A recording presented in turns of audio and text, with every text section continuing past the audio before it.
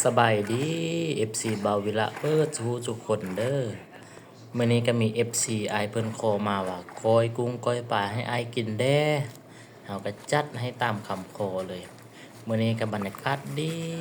ดีเหมาะแก่การปิ้งปูปิ้งปลาก้อยกุ้งก้อยปลาแกมเหล้าข้าวขนาดอุปกรณ์ที่เฮานำใช้ในมื้อนี้ก็คือหาแยง1ผืนแล้วก็มีคนซ้อน2คนแม่นไทยเคยใช้วิธีนี้แด้ในการจับกุ้งจับปลา และเฮาก็เชื่อว่าหลายๆคนคงจะใช้วิธีนี้เป็นส่วนหลายในการจับปูจับปลาอยู่ห้วยหรือว่าอยู่ห้วยน้ำของบึงต่างๆหลังจากที่ว่าลงน้ำไปได้ระยะหนึ่งผู้ลงน้ำเขาก็เริ่มหำหุดแล้วเพิ่นว่าทั้งหำหุดทั้งอยากกินข้าวเฮาก็ได้เอา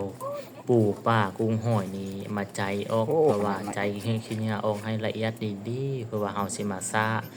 หลังจากที่ว่าใจไปเฮ็ดละเอียดดีๆแล้วล้างน้ำให้สะอาดเฮาก็มาปรุงกับเครื่องบ่ว่าจะเป็นข้าวคั่วหักหอมผักหอมแป้งนอกแป้งนัวบ่หรือว่าเป็นมักนอกมะนาวเฮาได้มาผสมกันเรียบร้อยเฮาก็คน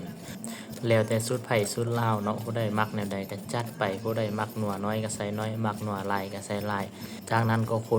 นให้เข้ากันคิดว่า FC หลายๆคนคงจะเคยเฮ็ดกินกันอยู่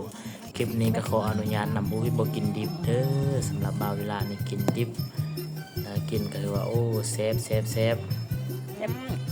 ในเรื่องอยู่เขาท่าอยู่มีเราข้าวแกมแห้งครับนี่หว่าเบากันนะ